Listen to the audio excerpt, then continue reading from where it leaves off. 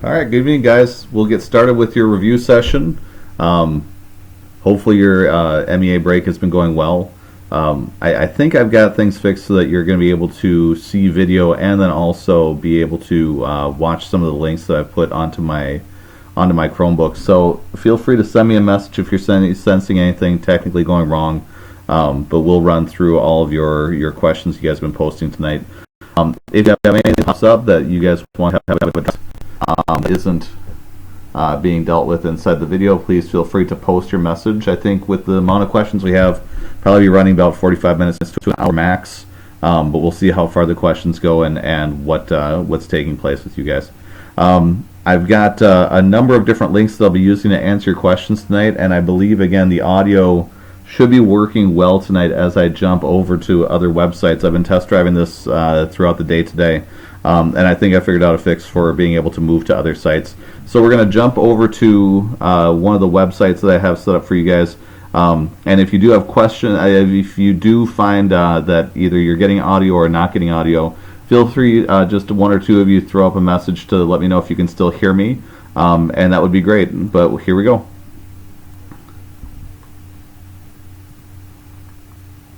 First question that was asked about on our list of items that we want to be dealing with today was asking about the tariff of abominations and the nullification crisis. So before we jump into that explanation, can you guys still hear me?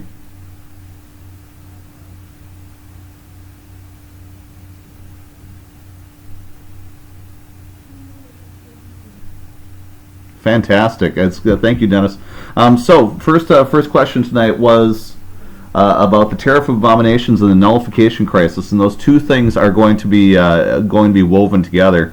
So when you think about the tariff of abominations, think about what you see going on with this slide that I've got posted for you guys with the tariff of 1828. The reason why we've got the American system with Henry Clay is he's got this idea that businesses are going to make America special.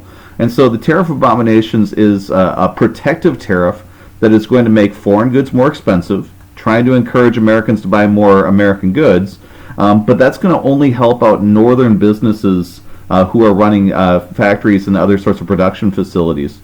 Southerners are going to get hit twice with the tariff of abominations. They're going to have to pay more for each European good that they buy, and then when they ship stuff overseas to other countries, they're going to find it to be more expensive to sell their stuff overseas. They're going to have to pay a tax because they'll slap a tariff onto our goods like we've slapped onto their goods.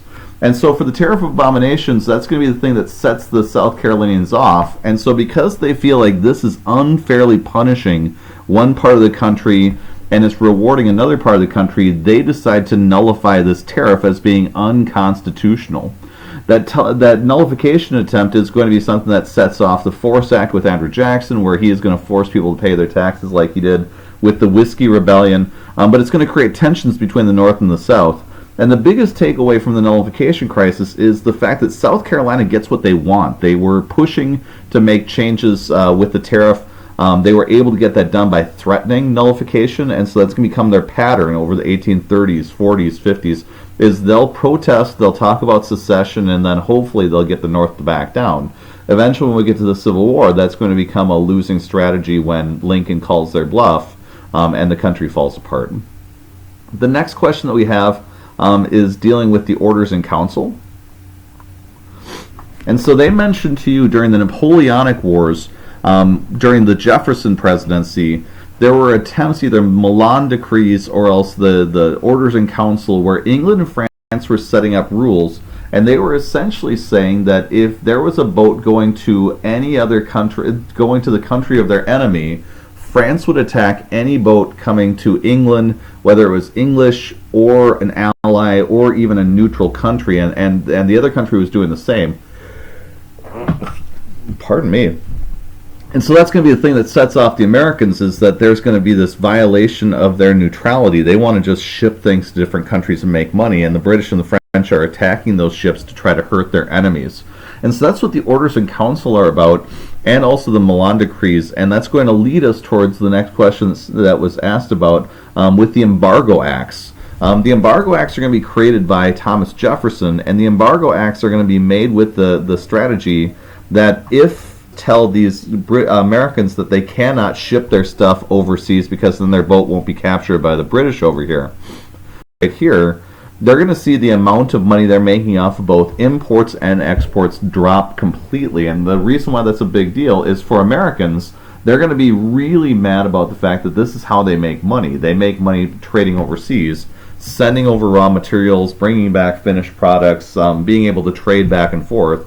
And so when Jefferson shuts down trade, that's really going to hurt those people up in the Northeast who already were Federalists, who already hate Jefferson and are going to be really mad about this breakdown in trade. And so that's where Jefferson's going to have a lot of troubles leading through his presidency with foreign policy. And then that's going to lead us to the War of 1812, where Madison still has to wrestle with that problem because it hasn't been fixed yet. The next question that we have tonight is on the spoils system.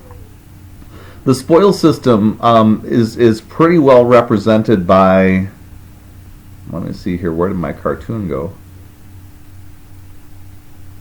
This cartoon right here, where essentially the spoils system is when you get to become president, you get to give away all the government jobs that you want to your friends who helped you get elected in that previous election. That's going to be problematic, though, because a lot of times when Jackson was using the spoils system, he had the belief also in the common man, that common people could do the jobs that the elites had been doing in government. He was laying down the idea that elites were corrupt and stealing from the government. And so the common people were actually better for government jobs than for the politicians who had been filling them.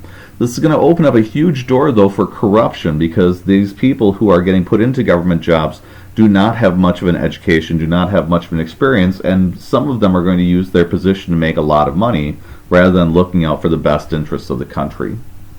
The next question that was on here on the question was, did the 3/5 clause affect the election of Andrew Jackson? Really good question from the standpoint that there's certainly that point we were talking about, that the South was benefiting from an imbalance of population. But when we take a look at the Jackson elections in 1828 and 1832, he gets elected by such a wide majority that even without the 3/5 compromise, he was going to win the presidency. It points out that the elections of James Madison and Martin Van Buren were also influenced pretty heavily, and so Martin Van Buren, in a tighter race, is definitely benefiting from the 3/5 compromise to help him get into the presidency. The next question was also about Van Buren and asking about why was Van Buren's presidency important. Van Buren is going to be the guy who gets caught in the Panic of 1837. And so when you think about the Panic of 1837, you have a crash that took place. I'm going to try to block out the light here. You have a crash that takes place with Jackson. Jackson destroys the Bank of the United States, which could have been the lender of last resort, a group that could give loans out to banks when they were having financial difficulty. He also, after taking all the money out of the pet banks, he releases his specie circular announcing he'll only take gold or silver for land purchases. Those two things are going to destabilize our financial situation, and he's also going to then cause a panic. Everybody's going to rush in with their paper money that they've got from their local bank. They'll trade it out for gold or silver because they think Jackson might be getting rid of paper money, and it all clobbers Martin Van Buren's presidency. So the Panic of 1837, he's going to come up with ideas like creating independent sub-treasuries, which would be like mini banks around the countries that could serve the same role as the Bank of the United States. And Whigs who had lost the election to Martin Van Buren and hated Andrew Jackson and hated him for killing the bus want to punish Van Buren. So what Van Buren's known for is not getting a ton of stuff done. And it's largely because the Whigs in Congress are not allowing him to get stuff done. They're hoping that after 4 years of Van Buren, they'll be able to elect a Whig who will then be able to recreate the bus and take them back to the direction that Henry Clay had with the American system, maybe a third Bank of the United States.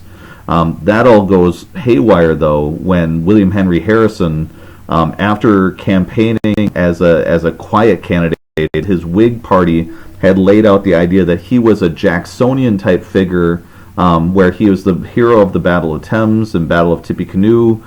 He was laid out as a common man, a drinker of hard cider and living in log cabins. He was not allowed to talk during the campaign for president, and so he decided to deliver the longest inaugural speech in U.S. history on the steps of the Capitol during a blizzard. He got pneumonia, died about a month month later, and so the Whigs, with their first presidential victory, lose their Whig presidential candidate, and they're left with John Tyler, who is anti-Jacksonian, but he doesn't really believe in what the Whigs believe in with the American system and Henry Clay. And so the Whigs are going to get sabotaged just like they sabotaged Martin Van Buren. We're going to have 8 years of kind of directionless sort of presidencies. A strong leader, we have a weak leader with economic problems, and that's going to help to develop more sectionalism. Next question was asked, was the era of good feelings really a period of political agreement? Somewhat, in the idea that most people during the era of good feelings believed, like the founders did, that we should maintain this kind of Jeffersonian limitation on the size of government. But underneath the surface, you've got Federalists and Democratic Republicans all labeling themselves as Democratic Republicans after the Hartford Convention. And so the label becomes pretty meaningless, and you still have those political divisions going on in society. When Jackson comes along and the corrupt bargain rips everything apart, it just tears open the conflict that was happening underneath with the sectional divide between North and South. Next question asks about the Battle of the Thames. And it's probably best to go into the Battle of Tippecanoe with that as well. So let's take a look at both of those. The Battle of Tippecanoe came first. So in 1811 in Indiana, William Henry Harrison is going to defeat a group of Native Americans who have united together with British support to fight against the Americans around the time of the War of 1812. The most famous of the leaders is known as Tecumseh. His brother, whose name I always mispronounce, but fortunately there's a nickname, the Prophet, are the famous leaders who are here and will take place, which makes William Henry Harrison a hero. And then during the War of 1812, the Battle of the Thames is going to happen in 1813 in Canada.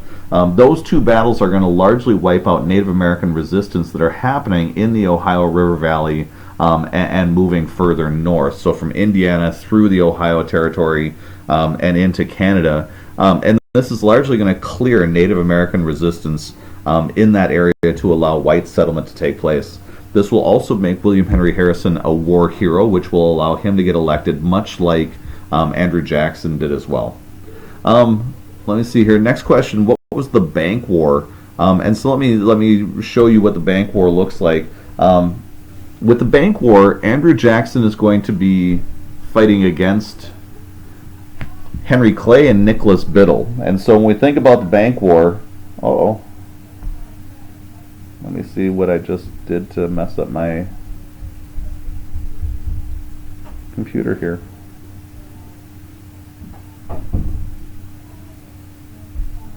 There we go, my fault. So when you think about Bank War, think about the bus. This institution that was created first by Alexander Hamilton. And so the first bus was going on from 1791 to 1811.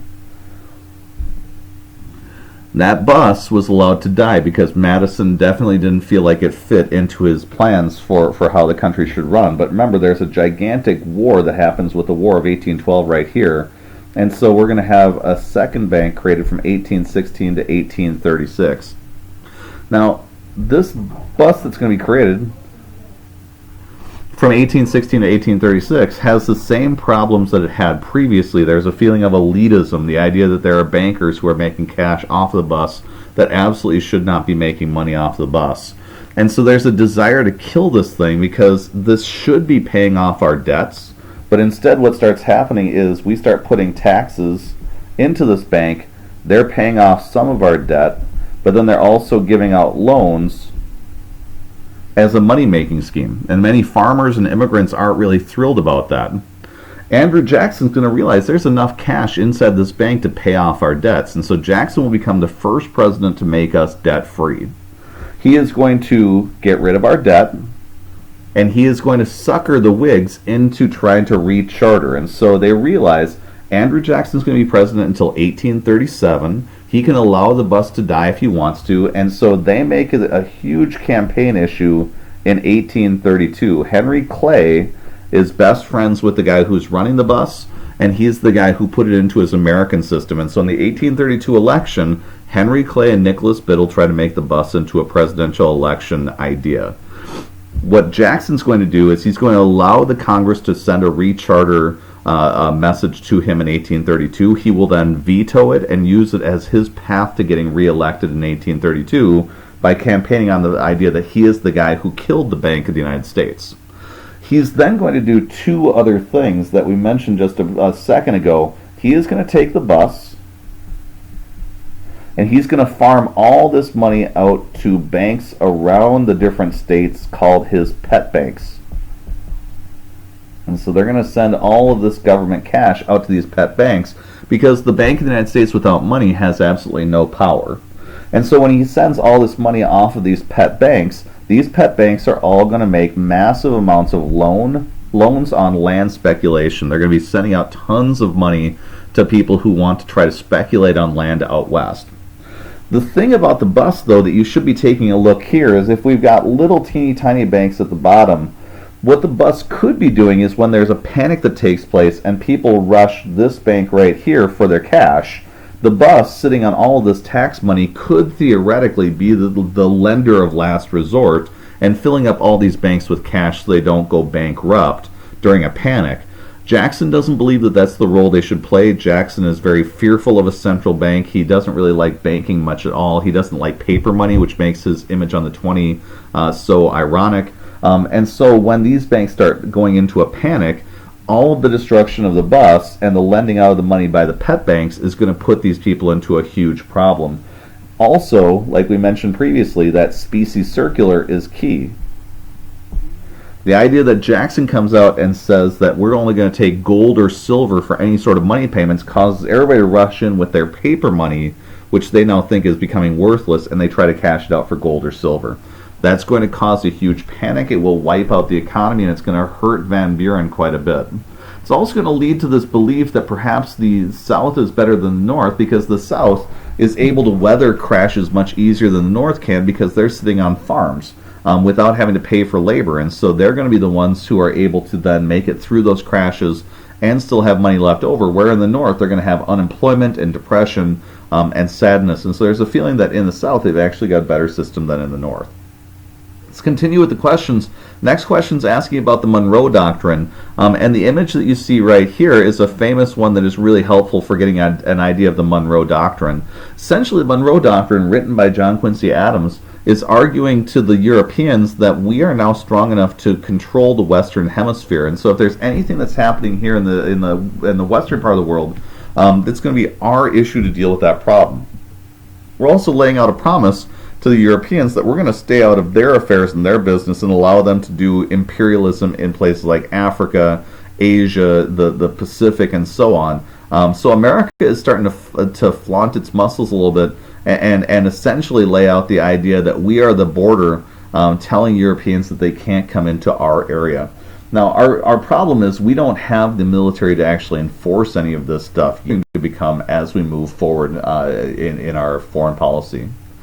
Let me take a look at the next question that we have here. We already discussed the Battle of Tippecanoe. Chesapeake Affair of 1807. It's really a simple sort of situation. The Chesapeake Affair involves a naval battle that happened between the British ship the Leopard and the Chesapeake, an American ship. And what we had a problem with was impressment. And so the way that impressment worked is we had Americans who were previously British inside of our Navy.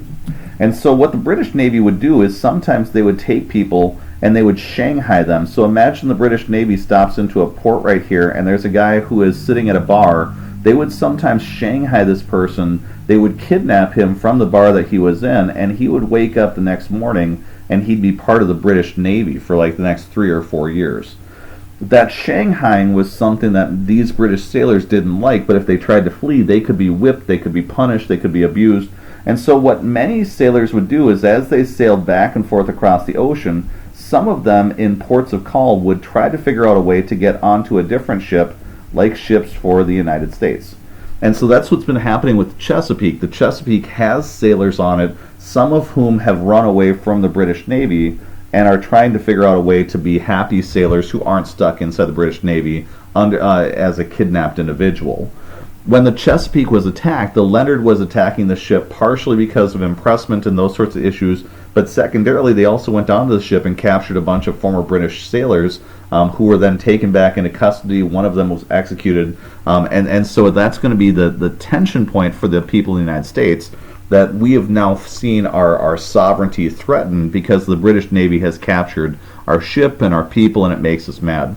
You'll notice, though, the date on this event, it's going to be in 1807 during the Jefferson presidency. So instead of going to war, Jefferson is going to institute the Embargo Act because we're not strong enough to fight in a war currently, since we've already downsized our military and we don't have the money to be able to pay for a conflict like that. Let me see here. The next question I have, what is the Tripolitan War? That's going to be dealing with a war that's going on in Tripoli. Tripoli is on the northern coast of Africa, and it's a dedicated way of describing what we know as the Barbary Pirates conflict, where we had pirates over in the Mediterranean who were attacking our ships, and for a long time they would demand money from countries to protect ships as almost like blackmail, and Jefferson didn't want to pay that money. So while he's trying to remain neutral in European affairs, he decides to build a navy, attack the Barbary pirates, and stand up to them to demonstrate that the Americans can fight against them. This is where the birth of the United States Marines comes from. So if you ever hear the Marine Corps song where they sing about from the halls of Montezuma to the shores of Tripoli, that's what they're referring to, is that first conflict for the Marines where they're going into Tripoli to attack the Barbary pirates. Let me see here. The next question that I have is dealing with Macon's Bill number 2. And Macon's Bill number 2 is part of a 3-step process going on to deal with the British. And so here are our 3 steps for dealing with the British during this period leading up to the War of 1812.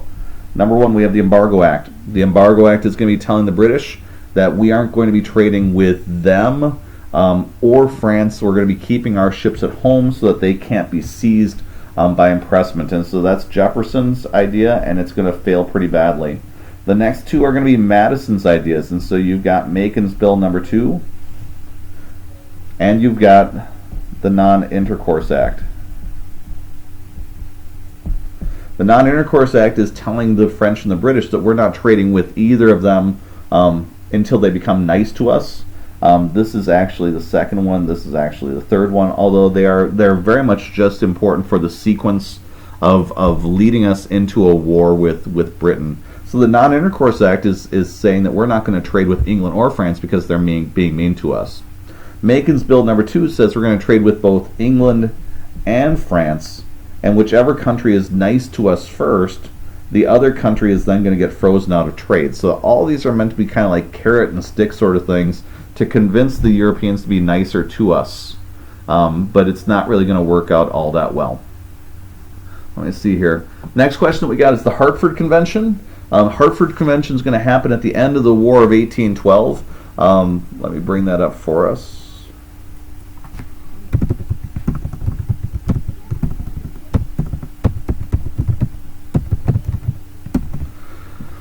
So the Hartford Convention, like we mentioned in class, these are Federalists up in New England who are mad about the Three-Fifths Compromise. They're mad about the War of 1812. They love England, and they're really mad that we're fighting with England. And so the Hartford Convention is a meeting where the Federalists get together and demand an end to the War of 1812, and they also demand a change to the Constitution. Afterwards, though, what's going to embarrass them is they're holding this meeting right at the time the Treaty of Ghent is being created, which is going to essentially end the war and give us the feeling that we've won a second war of independence. And then this is also going to come at a time where Jackson is going to defeat the British at New Orleans, which is going to convince a lot of Americans that not only did we win the war, but we won it decisively. And so the Federalists, by doing this meeting, they are going to destroy their chances of being a national party anymore, because they're seen as being disloyal to the United States. Let's see here. What was the Missouri Compromise is our next question. Missouri Compromise is something that hopefully isn't too complicated when you're looking at it, but it can be kind of confusing unless you have the proper perspective for this. When you're looking at the Missouri Compromise, keep in mind, first of all, that this is truly important for the Senate, most importantly. And the reason why I say that is because in the House of Representatives, there's now been a tilt where the Three-Fifths Compromise was influencing so much down here, presidential elections in Southern power, but with immigration and industrialization up in the north and cities compared to farm life down here, more and more people moving into the north means that balance between northern and southern states is starting to shift. And so the north, population-wise, is starting to beat out the south, even though the south has their Three-Fifths Compromise. There's a feeling that there's a huge problem, especially because when you look at the Missouri Compromise, keep in mind the Talmadge Amendment, where you had a northerner in the House of Representatives who started slipping in this amendment into the Missouri statehood proclamation that essentially said that they were going to try to gradually get rid of slavery over time in Missouri until it disappeared. This was done in 1819. The House passed this, the Senate did not, because the Senate, like you can see here, is divided into an equal number of states in the north and in the south. So the term you want to hold on to with the Missouri Compromise is equilibrium. The idea that they're trying to maintain equilibrium in the Senate between the North and the South to block any sort of anti-slavery bills that might come flying out of the House of Representatives. So the deal is that they're going to approve the admission of Missouri and the admission of Maine simultaneously. This will keep a balance in the Senate between the two. There's also a decision to try to create this 3630 line that would divide the Louisiana Territory into free and slave territories. And while you see that there's more territory up here than there is down here, there's a feeling that America is going to continue expanding. And so whether it's here into Spanish territory, Oregon territory, there are some people who want to take over islands, Central America, South America. There's a feeling that this is not going to be all that America is from this point forward in 1820. They feel like they're going to be developing into something more. So let me see. The question that comes next is, what people or presidents will we have to know about for the test? I'm assuming this is a president's question, and so chapters 11, 12, and 13 are Jefferson, Madison, Monroe, John Quincy Adams, Jackson, Van Buren, and Harrison just briefly is mentioned at the end of all of that. And so those are going to be the people that you'd want to dial into. Corrupt bargain is the next question.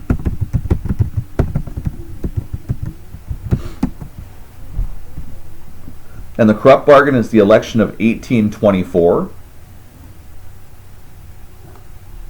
And probably the best way to take a look at it is this map right here. It's the reason why when people talk about wanting to have a third party, a fourth party, a fifth party for presidential elections, that gets pretty dicey because of the fact that you can see here, nobody gets a majority of the votes, which means getting half plus one of all the electoral votes that are available. So each state gets 2 electoral votes for their senators. They get as many electoral votes as they have representatives. And you can see from this map, some of the states were really conflicted because they have divided up their votes between a number of different people. So when the election was done, the person who had the most electoral votes as a single person, like you can see here and here, is Andrew Jackson. But he only gets 43% of the popular vote, only 38% of the electoral votes. Since he doesn't have a majority, it gets thrown into the House of Representatives to determine who the president is, kind of like the election of 1800 between Burr and Jefferson. When the election gets thrown into the House of Representatives, the House of Representatives is full of a bunch of people who had been supporting James Monroe, who was friends with John Quincy Adams, who knew him, and were pretty nervous about what Jackson represented with the common people out here in Tennessee. And so John Quincy Adams got selected by the House of Representatives to be our president. And what's problematic is Henry Clay had so much sway over Congress, we don't know if Henry Clay possibly was helping John Quincy Adams by sending all of his support his way. There's a feeling that there might have been a quid pro quo, which means a you scratch my back and I scratch yours sort of situation, because immediately after John Quincy Adams got those votes, he decided that Henry Clay would be his Secretary of State, which is usually a really good stepping stone to becoming president in the future. So there's a feeling that this election has been rigged, and Andrew Jackson is going to spend the next 4 years then arguing that the election was stolen, and that he is going to be encouraging all of his supporters to resist anything that John Quincy Adams does in the presidency, because he is a corrupt individual who has stolen the presidential election from him. let me see here. What caused the Adams-Onis Treaty? The Adams-Onis Treaty is pretty straightforward. During the Monroe presidency in 1818, Andrew Jackson is going to be encouraged to defend this area down here from a combination of Spanish and British and Native American threats that are happening to this territory. He was also incredibly mad that the Native Americans here, Creek, Seminoles, who are located in the southeast, had been encouraging runaway slaves to flee to Florida, running away from these slave states. And so on his own, Andrew Jackson invaded Florida, started executing leaders from Spain and England, and that's going to cause an international incident. But unlike previous years where America was so weak that they couldn't defend themselves and the Europeans could really push them around, in this case the Europeans realized they can't defend Florida anymore, and the Americans know it. And so shortly afterwards the Adams-Onis Treaty is going to be created, where John Quincy Adams, the Secretary of State from Monroe, is going to be able to negotiate a deal where we get Florida and then we're going to pay them for that purchase, much like the Louisiana Purchase. What's odd about that deal with the Adams-Onis Treaty is the fact that the only way that John Quincy Adams was able to pull this off was because Andrew Jackson had been so aggressive. And Jackson's aggressiveness was actually encouraged by John Quincy Adams when he was doing what he was doing in Florida. He was the only one in Monroe's cabinet to actually endorse what he was up to. And so the fact that they were kind of depending on each other for Florida didn't stop them from breaking apart when it came to the idea of the corrupt bargain. It says next, what can I explain the revenue and protective tariffs from the American system? We can absolutely go into that. And so when you think about the protective tariffs versus the revenue tariffs, the way that I would picture this is, imagine the United States like this, and imagine two different types of tax systems. So with a revenue tariff, essentially both of these are going to be a tax force field that we're putting around the United States. This tax force field is going to be something where as soon as a product passes across this boundary, they're going to have to pay a tax to our government. And so this tax will either be small or large depending on what our goal is. If our goal is to create revenue, which means we're trying to get money to go into the United States government so we can do stuff like build roads and bridges and troops and that sort of stuff, a revenue tariff is going to be small. And so it's not going to be big enough that it discourages people from buying buying European things. In fact, we would like them to buy European stuff with just a little extra charge put on top of it, so that we can then use that extra money that we're getting from those purchases to then be able to build up our government. If it's a protective tariff, though, it's going to be a very large tax so that people think twice about buying European goods, and instead they're going to be buying stuff from American factories here inside the United States. This question has been kind of moot for a while because for a long time we've been moving away from tariffs inside of our country. This issue has come up recently again because there's been a debate initiated by Donald Trump with like NAFTA and TPP and whatever, where he's argued that by getting rid of these tariffs and these protections, we're actually being overwhelmed by China. So if you listen to him, he's talking about possibly creating one of these to stop Chinese steel and other sorts of things from coming into the country and flooding our system and stealing our jobs. There's a huge debate about whether or not that should or shouldn't take place, and it's going to be a huge part of what we're going to be doing with our class for the remainder of the time. The last questions I see up here with Henry Clay. Did Henry Clay, in a way, create the Industrial Revolution of the United States? There are a lot of people who draw a line from Alexander Hamilton to Henry Clay as being the people who really created an environment where big business could boom. They also oftentimes will include John Marshall in that group, talking about how his Supreme Court decisions helped to reinforce the idea of contracts and business and protecting those sorts of things.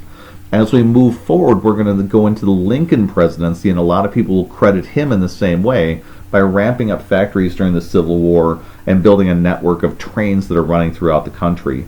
What I would say with Henry Clay is the guy who believes that government has a role in encouraging big business. So unlike other people who would argue that we shouldn't be too deeply in business because that's a blending between business and government that shouldn't be taking place, Henry Clay wouldn't agree with that. He would argue that a government that's taking out debt to build up businesses now that will make us strong in the future will actually create a stronger country. You'll notice that there is a Jeffersonian sort of feel to the American system, though, because when it comes to building canals or roads, there's an argument that it's not a federal government job but a state government job because of strict constructionism. So the same debate they had back at the beginning of our country, they're still having then, and we're still having it nowadays. Let me see here. Next question. Will the test still be 50 questions? It absolutely will still be 50 questions. Do I know when we'll be taking the 50 states test? I'm up in the air about that, and the reason why is because this upcoming week we'll be studying chapters 14 and 15 to test the following week, and both of them are very much thematic chapters, giving you a flavor of what was happening with the character of this time period. Not tons of names and dates going on with these chapters, but it's instead going to be giving you a feel for like reform movements and trends that are happening inside the country. I know that we're going to be working on writing on Tuesday, and I have content that I need to cover this upcoming week if we want to test the following week. And so the 50 states test is on the back burner because of being thrown off by the PSAT. And so we'll do first things first. I'll be able to have an idea early this week if we're going to be able to slip one of them into this week. But I wish I had a better answer right now. I just don't. I'm sorry. Will we need to know the tribes involved in the Indian Removal Act of 1830? Most important tribe is going to be the Cherokee, and knowing the others that are involved too would be fine. But realistically, the Cherokee are going to be the most notable of those groups because they're involved in a court case called Cherokee Nation versus Georgia, or else Worcester versus Georgia. And that was the Supreme Court that John Marshall determined that the Cherokee shouldn't be moved because they had been obeying all of the parameters that were set up by their treaty process. And they were still being moved out by Andrew Jackson's decision with the Force Act. With the Indian Removal Act, because of the fact that he wanted to get the Indians out of the way. He felt like they were under threat. At least that's what he was telling people, that if they stayed, they would be slaughtered. But he was also moving them out of the way to take their land for cotton production and for gold, which is not nearly as noble as he wants to portray it to be. So the Cherokee are going to be key with that court case. But there were others who were also moved to Oklahoma. It was known as the Indian Territory back during that time period. I don't see any other questions, and so I'm assuming that is going to be enough for you guys. I'm going to be working on grading tonight to hopefully be in a better place tomorrow when I come back for you guys to be able to go through. Remember tomorrow also, if you have any questions as you're coming into class, as you're walking down the hallway, any of that sort of stuff is absolutely fine. So feel free to come nudge me if there are things that you guys need clarified before we roll into the test. I wish you the best of luck tonight. Thank you for attending, and hopefully this helped you out. If you need anything else, feel free to email. Have a good night. See you tomorrow.